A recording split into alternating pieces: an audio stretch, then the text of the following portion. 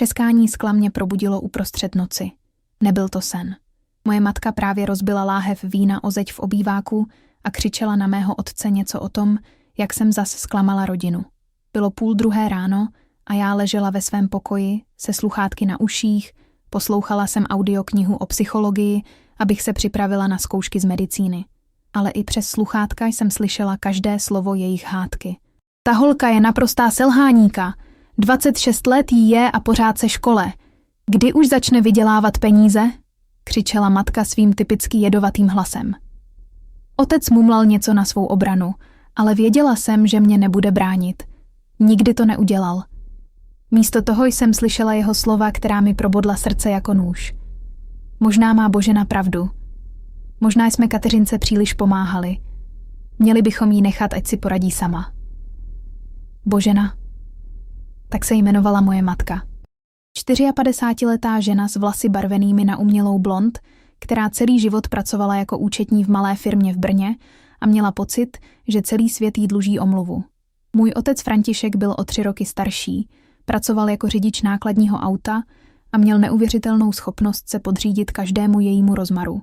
A já jsem byla jejich nejstarší dítě, Kateřina, která se snažila dokončit studia medicíny na Masarykově univerzitě a současně pracovat na poloviční úvazek v lékárně, abych si vydělala aspoň něco na život. Ale můj mladší bratr Pavel, ten byl zlaté dítě. 18letý kluk, který nikdy nepracoval ani jeden den ve svém životě, dostal od rodičů nové BMW za 500 000 korun k 18. narozeninám a každý měsíc dostával kapesné 15 000 korun. Jen tak. Bez podmínek. Zatímco já jsem prosila o 2 000 korun na knihy a dostala jsem hodinu dlouhé kázání o tom, jak jsem nezodpovědná s penězi. Rozdíl v zacházení byl tak očividný, že to bolelo. Když Pavel dostal pokutu za rychlost v hodnotě 8 000 korun, rodiče to zaplatili bez jediného slova kritiky. Když já potřebovala 3 000 na laboratoře povinné pro školu, matka mi půjčila peníze s tím, že mi bude strhávat 500 korun měsíčně z již tak ubohého kapesného 1000 korun, které jsem dostávala. Jejich oblíbený syn Pavel studoval na gymnáziu, ale jeho známky byly katastrofální. Samé 3 a 4, občas i 5. Přesto rodiče najali nejdražší doučovací agenturu v Brně za 4 000 korun měsíčně. Já měla průměr 1,3 na medicíně, jednom z nejtěžších oborů, a nikdo se mě ani nezeptal, jestli nepotřebuji pomoc s financováním kurzů nebo dodatečné literatury. Ten večer v září 2024 se můj život obrátil na ruby. Ležela jsem v nemocnici po operaci slepého střeva, kterou jsem podstoupila o týden dříve. Bylo to komplikované, protože došlo k zánětu a lékaři museli prodloužit pobyt. Pojišťovna pokryla základní náklady, ale já potřebovala zaplatit za single pokoj a speciální léky v hodnotě 8 000 korun. Zavolala jsem rodičům a s bolestí v hlase jsem je prosila o pomoc.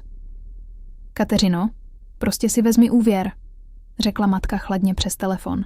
Jsi dospělá žena, nebudeme tě pořád podporovat. V jí pozadí jsem slyšela otce, jak říká: Boženo, možná bychom jí měli pomoct, je to naše dítě. Ale matka ho přeřvala: František, přestaň, ta holka si musí konečně zvyknout na odpovědnost. Zavěsila. Prostě zavěsila telefon, zatímco já ležela v nemocniční posteli s 4 stežemi v břiše a s účtem, který jsem nemohla zaplatit. Následujících 14 dní bylo nejhorších v mém životě. Vzala jsem si rychlý úvěr s ročním úrokem 30%, abych mohla zaplatit nemocniční poplatky. Vrátila jsem se do malého bytu, který jsem si pronajímala se spolubydlící za 8 000 měsíčně a snažila se zotavit. Nemohla jsem chodit do práce kvůli rekonvalescenci, takže můj příjem klesl na 0. Žila jsem z těstovin a chleba. Ani jednou mi během těch 14 dnů rodiče nezavolali, aby se zeptali, jak se mám. Ani jednou. Ale o víkendu jsem viděla na Facebooku fotky Pavla, jak si užívá víkend ve Vídni s kamarády. Výlet financovaný rodiči, samozřejmě. Hotel, restaurace, nákupy. Odhad nákladů. Minimálně 20 000 korun. 20 000 korun na víkend pro Loro syna, zatímco jejich dcera si nebyla schopna dovolit zaplatit za léčbu po operaci. Když jsem se konečně vzpamatovala natolik, že jsem mohla chodit, vrátila jsem se k práci v lékárně. Moje šéfka paní Nováková byla velmi chápavá a dokonce mi nabídla víc směn, abych si mohla vydělat peníze na splácení úvěru. Pracovala jsem 12 hodin denně, chodila na přednášky a večer se učila. Spala jsem 4 hodiny za noc. Rodiče o mé situaci věděli přesně. Moje teta Alžběta, sestra mojí matky, jim řekla, jak vypadám hubená a vyčerpaná. Ale oni nic. Žádná pomoc, žádná podpora, dokonce ani telefonát. Místo toho jsem v říjnu zjistila, že Pavel dostal od rodičů novou PlayStation 5 za 15 000 korun. Prostě proto, že se mu líbí, jak řekla matka mé tetě. 15 000 za hračku pro dítě, které mělo známky jako poleno, zatímco já jsem se topila v dluzích kvůli zdravotní péči. Ale skutečná gota dágua přišla v listopadu. Seděla jsem v knihovně na univerzitě a připravovala se na zkoušku z chirurgie, když mi zavolala matka. Poprvé za měsíce. Srdce mi bušilo. Možná si konečně uvědomila, jak se ke mně chovali. Možná mi chtěli pomoct s těmi dluhy. Kateřino, potřebujeme od tebe pomoc. Začala bez jakéhokoliv pozdravu nebo otázky, jak se mám. Jakovou pomoc? Zeptala jsem se opatrně. Tvůj bratr má problémy ve škole. Dostal podmíněné vyloučení za to, že falšoval známky v žákovské knížce. Ředitel říká, že by pomohlo, kdyby někdo z rodiny, kdo má vysokoškolské vzdělání nebo je na vysoké škole, přišel a mluvil s ním o tom, jak je vzdělání důležité. Ty jsi na medicíně, tak bys mohla... Nemohla jsem uvěřit tomu, co slyším. Počkej, přerušila jsem ji. Ty mi voláš poprvé za měsíce, aby sis ode mě něco vyžádala? Ani ses nezeptala, jak se mám po operaci. Jak se mi daří se splácením úvěru? Nic. A teď chceš, abych šla zachraňovat Pavla? Neber to tak osobně, Kateřino. Pavel je mladý a udělal chybu. Rodina si má pomáhat. V tu chvíli jsem cítila, jak mi něco prasklo v hlavě. Kde byla ta rodinná pomoc, když jsem ležela v nemocnici? Kde byla, když jsem žila z chleba a čaje, protože jsem neměla peníze na jídlo? Matko, řekla jsem velmi klidným hlasem. Když jsem byla v nemocnici a prosila jsem o pomoc, řekla jsi mi, abych si vzala úvěr, protože jsem dospělá. Pavel je taky dospělý. Ať si vyřeší svoje problémy sám. To není totéž, vykřikla.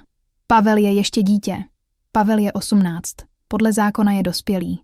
Stejně dospělý, jako jsem byla já, když jsem tě prosila o pomoc s nemocničními poplatky. Matka se na mě začala křičet, že jsem nevděčná, že jsem sobecká, že zapomínám na rodinu. Ale já cítila zvláštní klid. Poprvé za roky jsem viděla situaci s absolutní jasností. Zavěsila jsem telefon. Tu noc jsem nespala. Seděla jsem u okna ve svém malém bytě a přemýšlela o všech těch letech nespravedlnosti. O všech těch peněžích, které rodiče vyhodili za Pavlovy hračky, zatímco já jsem prosila o pomoc s osnovními potřebami. O všech těch momentech, kdy mě ignorovali, přehlíželi nebo kritizovali, zatímco jeho vychvalovali do nebes za nejmenší úspěch. Uvědomila jsem si, že mám jedinou moc, kterou jsem nikdy nepoužila. Peníze. Počkej, ne. To zní špatně. Já peníze neměla. Ale měla jsem něco jiného. Měla jsem jejich budoucí očekávání. Můj otec František neustále všem říkal, jak je hrdý na to, že jeho dcera bude doktorka. Jak se už těší na důchod, protože naše Katka nás bude podporovat. Matka všem sousedům vykládala, jak budu vydělávat 100 000 jako lékařka a jak se pak bude mít rodina dobře. Oni počítali s mou budoucí podporou. Očekávali, že jim budu dávat peníze, až začnu vydělávat. Plánovali důchod na základě mého budoucího platu. A právě tehdy mě napadlo. Oni ode mě nic nedostali, když to nejvíc potřebovali. Takže proč by oni měli dostat ode mě cokoliv, až to budou potřebovat oni? Vzala jsem si mobil a napsala dlouhý dopis. Ne jim. Sobě. Do poznámek v telefonu. Napsala jsem každý případ nespravedlnosti. Každou situaci, kdy mi odmítli pomoct, ale Pavlovi dali všechno. Každou sumu peněz. Každé ponížení. Operace slepého střeva. 8 000 korun. Odmítnuto Pavlův víkend ve Vídni. 20 000 korun. Okamžitě schváleno moje prožba o 3 000 na školní materiály. Půjčeno z úroky Pavlovo BMW. 500 000 korun. Dárek k narozeninám. Moje kapesné. 1000 korun měsíčně Pavlovo kapesné. 15 000 korun měsíčně seznam byl dlouhý. Velmi dlouhý. A pak jsem udělala něco, co změnilo všechno. Otevřela jsem internetové bankovnictví a zrušila trvalý příkaz na 1000 korun, které jsem každý měsíc posílala na rodinný účet. Jo, posílala jsem to i přesto, že jsem neměla peníze. Bylo to mé symbolické přispívání do rodinného rozpočtu, jak to matka nazývala. 1000 korun, které mi zoufale chyběly, ale které jsem posílala. protože jsem se cítila vinná z toho, že jsem ještě studovala. Pak jsem vyčkala. Neuplynul ani týden a matka mi volala znovu. Tentokrát byl důvod ještě absurdnější. Pavel si nechal vytetovat nějaký symbol na rameno za 4 000 korun a rodiče to považovali za umělecký projev. Ale teď potřeboval speciální krém na hojení, který stál 1500 korun a oni si mysleli, že by to měla zaplatit já, protože rozumím medicíně. Ne, řekla jsem jednoduše. Jak to myslíš ne? Myslím to přesně tak, jak to zní. Ne, nebudu platit Pavlovi krém. Ale Kateřino, je to jen 1500 korun. Jen 1500 korun? Když jsem potřebovala 8 000 na nemocniční poplatky, řekla jsi mi, ať si vezmu úvěr. Pavel si může vzít úvěr taky. Matka začala křičet o tom, jak jsem zlomyslná a jak zapomínám na rodinu. Ale já jsem zůstala klidná. Uvědomila jsem si, že mám kontrolu. Poprvé v životě jsem měla kontrolu nad situací. Zavěsila jsem jí znovu. Následující měsíce byly zvláštní. Rodiče mi volali jen tehdy, když něco potřebovali. Nikdy se nezeptali, jak se mám, jak mi jde studium, jestli jsem zdravá. Jen požadavky. V prosinci Pavel dostal pokutu za řízení pod vlivem alkoholu. 40 000 korun plus advokátní poplatky. Celkem něco kolem 60 000. Rodiče to zaplatili bez jediné výhrady. Ve stejném měsíci jsem je prosila o příspěvek na zimní semestr. 3 000 korun. Odpověď? Nemáme na to peníze. V lednu Pavel neprospěl z matury na první pokus a rodiče mu zaplatili intenzivní přípravný kurz za 8 000 korun. Ve stejném měsíci jsem je informovala, že jsem úspěšně složila všechny zkoušky ze zimního semestru s průměrem 1,2. Reakce? Mlčení. V únoru Pavel dostal od rodičů novou PlayStation 5 s několika hrami a dodatečným vybavením za celkem 20 000 korun za to, že se snažil u matury. Ve stejném měsíci jsem byla přijata na placený výzkumný projekt na univerzitě. Prestižní možnost, o kterou se ucházelo 150 studentů a bylo vybráno jen 5. Když jsem to rodičům nadšeně oznámila, matka řekla, to je hezké, Kateřino. A hned na to začala vykládat o Pavlově novém vztahu s některou dívkou. Každý měsíc mě něco takového trochu víc zlomilo. Nebo spíš, myslela jsem si, že mě to láme. Ve skutečnosti mě to pomalu osvobozovalo.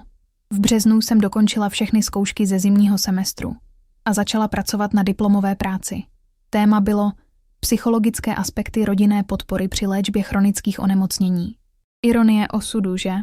Čím více jsem se ponořovala do výzkumu o důležitosti rodinné podpory pro výzdrav pacientů, tím více jsem si uvědomovala, jak devastující bylo chování mé vlastní rodiny. Ve studii za studii jsem četla o tom, jak nepodpora rodiny může způsobit dlouhodobé psychické problémy, zhoršit léčbu a snížit šance na úspěšný život. A přitom jsem žila přesně ten opak každý den. Ale místo, aby mě to deprimovalo, začalo mě to vzrušovat. Měla jsem důkaz. Vědecký důkaz toho, co jsem intuitivně cítila celé roky. Nebylo to mnou. Nebyla jsem sobecká, ani nevděčná. Byla jsem obětí systematického emocionálního zneužívání a finanční diskriminace. Tu dokumentaci jsem si vytiskla. 130 stran vědeckých studií o toxických rodinných dynamikách, o preferování jednoho dítěte na úkor druhého, o dlouhodobých psychických důsledcích takového chování. A pak jsem čekala. Čekala jsem na ten okamžik, kdy budou potřebovat mou pomoc dostatečně na to, aby mi zavolali ne kvůli nějaké malé službě, ale kvůli něčemu opravdu důležitému. Ten moment přišel v dubnu 2025. Bylo pondělí ráno, 7 hodina. Měla jsem směnu v lékárně od 8, takže jsem si připravovala snídani a kontrolovala rozvrh přednášek na telefonu. Telefon zazvonil. Matka. Už z tónu vyzvánění jsem věděla, že se něco stalo. Volala ze svého telefonu, ne z domácího telefonu, což znamenalo, že nechce, aby otec slyšel rozhovor. Kateřino? Její hlas zněl jinak. Zlomeně, vyděšeně. Ano? Potřebujeme tvoji pomoc. Okamžitě. Srdce mi bušilo. Cože? Po měsících ignorování a odmítání najednou potřebují mou pomoc. Okamžitě? Co se stalo? Pavel. Pavel je zatčený. Svět se na chvilku zastavil. Co? Policie ho včera večer zatkla. Obvinili ho z prodeje drog. Říkají, že prodával pervitin studentům na gymnáziu. Kateřino, můžou ho odsoudit na 5 let? V tu chvíli jsem cítila směs emocí, kterou nedovedu popsat. Šok, smutek, ale taky Uspokojení? Ne z toho, že Pavel má problémy, ale z toho, že konečně po všech těch letech se jejich dokonalé zlaté dítě ukázalo být méně dokonalé, než si mysleli. Co ode mě chcete? Zeptala jsem se klidně. Advokáta. Potřebujeme nejlepšího advokáta v Brně. Víme, že máš kontakty na univerzitě, že znáš právníky přes svou výzkumnou práci. A pak budeme potřebovat kauci. Kolik? Advokát řekl, že jeho honorář bude minimálně 100 000 korun za přípravu obhajoby. A kauci soud stanoví, ale může být až 300 000 korun. 400 000 korun celkem. Suma, na kterou moji rodiče nikdy neměli. A proč si myslíte, že vám pomohu? Zeptala jsem se. Nastalo dlouhé ticho. Pak. Protože jsi naše dcera. Protože je to tvůj bratr. Aha, takže teď jsem vaše dcera. Kde jste byli, když jsem byla vaše dcera a ležela v nemocnici? Kateřino, prosím, tohle není čas na staré křivdy. Pavel může jít do vězení. Staré křivdy? Začala jsem se smát. Ne radostně. Hořce. Staré křivdy? Matko, vy jste mi před 6 měsíci odmítli pomoct s 8 000 korun, když jsem je potřebovala na léčbu. A teď ode mě chcete 400 000 korun? To je něco úplně jiného. Není. Je to přesně totéž. Člen rodiny potřebuje peněžní pomoc. Rozdíl je jen v tom, že tentokrát to není váš oblíbený syn, který potřebuje pomoc, ale právě naopak. Matka začala plakat. Ve skutečnosti plakat. Kateřino, Pavel je mladý, udělal chybu, ale neměl by za to zaplatit celým životem. Prosím tě, udělám cokoliv. Zaplatím ti to zpět. Čím? Máte dohromady úspory kolik? 50 000? Čím mi zaplatíte 400 000 korun? Prodáme dům. To mě zastavilo. Rodinný dům, kde jsem vyrůstala, měl hodnotu někde kolem 2,5 milionu korun. Kdyby ho prodali, mohli by splatit Pavlovi dluhy a ještě by jim něco zůstalo.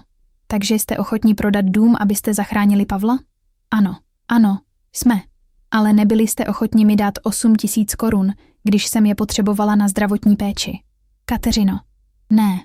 Můj hlas byl najednou velmi klidný a velmi pevný. Ne, matko, neudělám to. Co? Nebudu vám pomáhat. Stejně jako vy jste nepomohli mně. Nastalo ticho, které trvalo asi minutu. Pak matka řekla něco, co mě šokovalo svou upřímností. Kateřino, pokud nám nepomůžeš, už tě nikdy nebudeme považovat za část této rodiny. V tu chvíli jsem se skutečně rozesmála. Matko, já už nejsem část této rodiny. Přestala jsem být její částí v moment, kdy jste mi odmítli pomoct, když jsem to nejvíc potřebovala. Vy si to jen teď uvědomujete. Kateřino, bože, co se s tebe stalo? Byla jsi takové hodné dítě? Hodné? Vztek, který jsem potlačovala měsíce, konečně vyšel ven. Vy si myslíte, že být hodná znamená nechat se vykořisťovat? Být hodná znamená trpět v tichosti, zatímco vy zahrnujete Pavla luxusem a ignorujete mé potřeby? Už nikdy nebudu hodná v tomhle smyslu. Udělala jsem chyby, řekla matka tiše. Uvědomuji si to. Ale Pavel nezaslouží jít do vězení kvůli našim chybám. Pavel je dospělý muž, který udělal dospělé rozhodnutí. Stejně jako já, když jsem si musela vzít úvěr na zaplacení nemocničních poplatků. Ať si s tím poradí sám. Kateřino, prosím. Zavěsila jsem telefon. Pak jsem se posadila na postel a několik minut jen zůstala vysedět. Necítila jsem se vina. Necítila jsem se špatně. Cítila jsem se osvobozená. Během následujících hodin mi přišlo 16 zmeškaných hovorů od matky, 4 od otce a dokonce 2 od Pavla z vězení. Všechny jsem ignorovala. Večer mi matka poslala zprávu. Prosím tě, zavolej mi. Jsme zoufalí. Pavel je v cele s nebezpečnými kriminálníky. Mohl by se mu něco stát. Odpověděla jsem jedinou větou. Když jsem ležela v nemocnici, taky jsem mohla umřít. Nikdo se o to nezajímal. Další den mi otec nechal vzkaz na záznamníku. Kateřino, jsem tvůj otec. Prosím tě, zavolej mi. Víme, že jsme udělali chyby, ale Pavel je tvůj bratr. Rodina si musí pomáhat. Zavolala jsem mu zpět. Ne proto, že bych změnila názor, ale proto, že jsem cítila, že mu dlužím vysvětlení. Ahoj, tati. Kateřino, bože díky, že voláš. Poslouchej. Ne, tati, poslouchej ty. Přerušila jsem ho. Pamatuješ si, jak jsi říkal, že by mi měli nechat, ať si poradím sama, když jsem byla v nemocnici? To jsem... Kateřino, byl jsem naštvaný. Neměl jsem to myslet. Ale myslel. A matka to taky myslela. A víš co?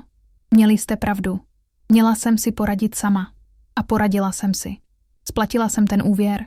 Zaplatila jsem si všechno sama. Dokončila studia sama. Ukázalo se, že to zvládnu. Takže teď si může Pavel poradit sám taky. To je úplně jiná situace. Ne, tati. Je to přesně tatáž situace.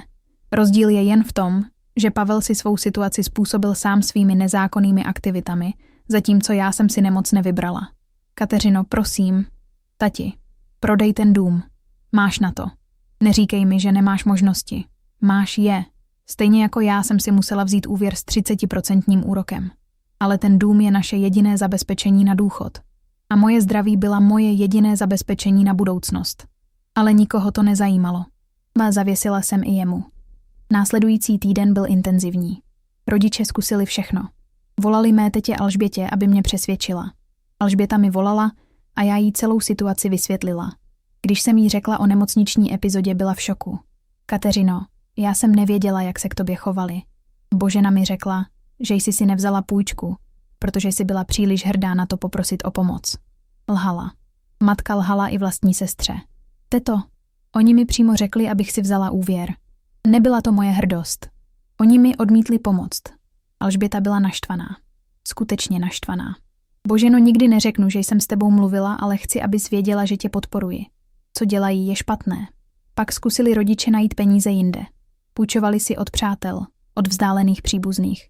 Podařilo se jim získat asi 100 000 korun. Stačilo to na advokáta, ale ne na kauci. Pavel zůstal ve vazbě. Po 2 týdnech mi matka poslala dlouhou zprávu. 2 stránky textu o tom, jak si uvědomuje, že se ke mně chovali špatně. Jak litují všech těch rozhodnutí, jak mě budou podporovat, pokud jim pomůžu s Pavlem. Odpověděla jsem jednou větou. Kde byla tato podpora, když jsem ji potřebovala? Žádná odpověď. Po měsíci ve vazbě Pavel nakonec dostal podmíněný trest. Advokát, kterého si rodiče najali za všechny peníze, co měli, dokázal vyjednat dohodu s prokuraturou. Pavel dostal 2 roky podmíněně a 500 hodin obecně prospěšných prací. Rodiče byli nadšení. Zavolala mi matka s radostnou zprávou. Kateřino, Pavel je venku. Dostal jenom podmínku. To je hezké, řekla jsem nezúčastněně. Chtěl by se ti omluvit. Za všechno. Ne. Ne? Co ne? Ne, nechci s ním mluvit a nechci jeho omluvy. Ale Kateřino, matko, Pavel nikdy nechtěl se mnou mluvit, když neměl problémy. Proč bych s ním měla mluvit teď? Protože je to tvůj bratr. Ne, řekla jsem klidně. Pavel není můj bratr. Bratr by mi pomohl, když jsem to potřebovala. Pavel je jen osoba, se kterou jsem sdílela dětství. Matka začala plakat. Kateřino, zničila jsi rodinu. Ne, odpověděla jsem. Rodinu jste zničili vy. Před lety. Já jen konečně přestala předstírat, že ta rodina ještě existuje. To bylo naposled, co jsme spolu mluvili. Následující měsíce mi občas přišla zpráva nebo e-mailová fotka od otce. Fotky z rodinných oslav, na kterých jsem nebyla. Zprávy typu chybíš nám nebo tvoje místo u stolu zůstává prázdné. Ale nikdy ne omluva. Nikdy ne uznání toho, co udělali. Jen sentimentální manipulace. Pavel mi jednou poslal zprávu. Slyšel jsem, že máš problém se mnou. Nerozumím proč, ale omlouvám se za cokoliv, co jsem ti udělal. Odpověděla jsem. Pavle, ty jsi mi neudělal nic. Problém není s tebou, ale s tím, jak se k nám 2 rodiče chovali odlišně. Ty za to nemůžeš. Ale já už nechci být součástí systému, který mě systematicky znevažoval. Už mi nenapsal. V červnu jsem úspěšně dokončila magisterské studium medicíny. Měla jsem průměr 1,1, nejlepší ze své třídy. Dostala jsem nabídku doktorandského studia s plným stipendiem a současně nabídku na pozici mladšího lékaře v brněnské nemocnici s výborným platem. Nikoho z rodiny jsem o promocích neinformovala. Alžběta se to dozvěděla od mé spolužačky a zavolala mi pogratulovat. Kateřino, jsem na tebe tak pyšná. Dokázala si to navzdory všemu. Díky, teto. Znamená mi to hodně. Tvoji rodiče o tom nevědí, že? Ne. A nechci, aby se to dozvěděli. Rozumím ti. Ale není ti jich trochu líto? František včera plakal, když jsme se potkali v obchodě. Říkal, jak jim chybíš. Zamyslela jsem se nad tím. Bylo mi jich líto? Trochu ano. Ale pak jsem si vzpomněla na ty týdny v nemocnici, kdy mi nikdo nezavolal. Na ty večery, kdy jsem jedla jenom chléb, protože jsem neměla peníze na jiné jídlo. Na všechny ty roky, kdy jsem se cítila jako cíti druhé kategorie ve vlastní rodině. Teto, byla bych nejradši, kdybys jim neříkala o promocí. Ničeho se nedozvěděli, protože se nestěžovali. Je to jejich volba. A skutečně, nikdy se to nedozvěděli. Žijí teď svůj život bez nich a je to v pořádku. Pracuji jako lékařka, mám vlastní byt, které si platím sama, mám přítele, který mě podporuje a respektuje. Našla jsem si novou rodinu mezi kolegy a přáteli, kteří o mě skutečně stojí. Občas potkám někoho ze starého sousedství, kdo se zeptá na mou rodinu. Říkám pravdu, už spolu nemluvíme. Někteří lidé jsou šokovaní.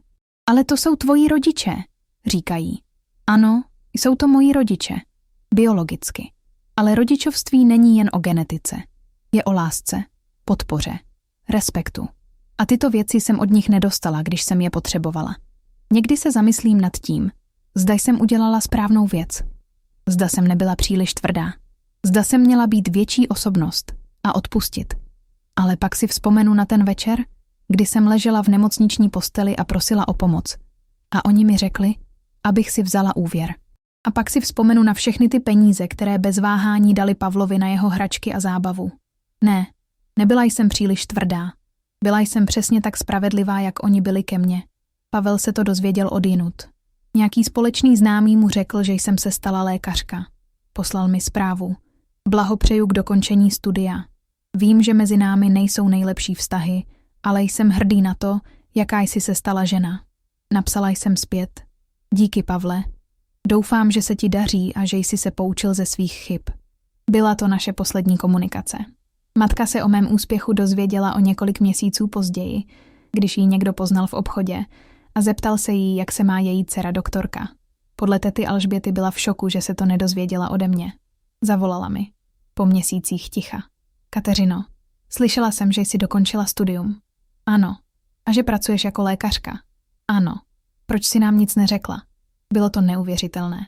I po všem, co se stalo, pořád nedokázala pochopit proč. Pro stejný důvod, jako vy jste mi neřekli nic, když jsem potřebovala pomoc. Proč bych sdílela své úspěchy s lidmi, kteří se nezajímali o mé problémy? Kateřino, jsme na tebe pyšní. To je hezké, ale je to pozdě.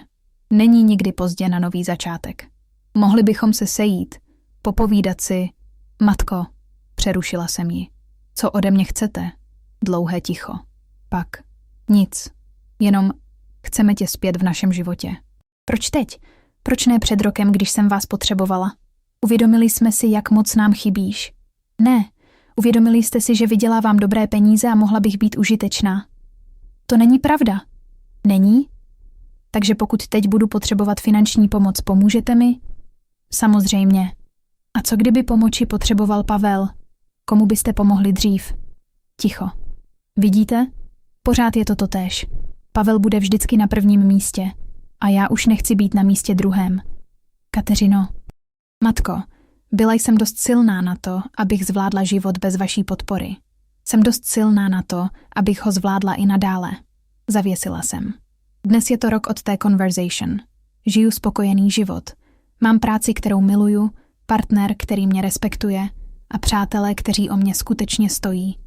Občas dostanu zprávu od matky nebo otce. Většinou na narozeniny nebo Vánoce. Krátké věti typu myslíme na tebe nebo chybíš nám. Nikdy neodpovím. Není to proto, že bych byla zlomyslná.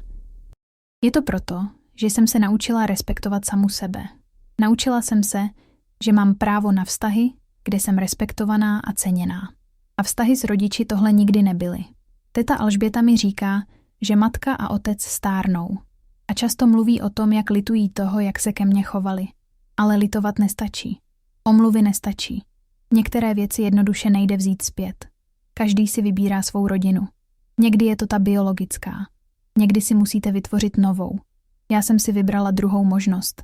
A víte co? Cítím se s tím úplně v poklidu. Možná se vám to zdá kruté. Možná si myslíte, že jsem měla být víc tolerantní, více odpuštějící. Ale já už nehodlám obětovat svoje štěstí pro lidi, kteří nikdy neobětovali nic pro mě.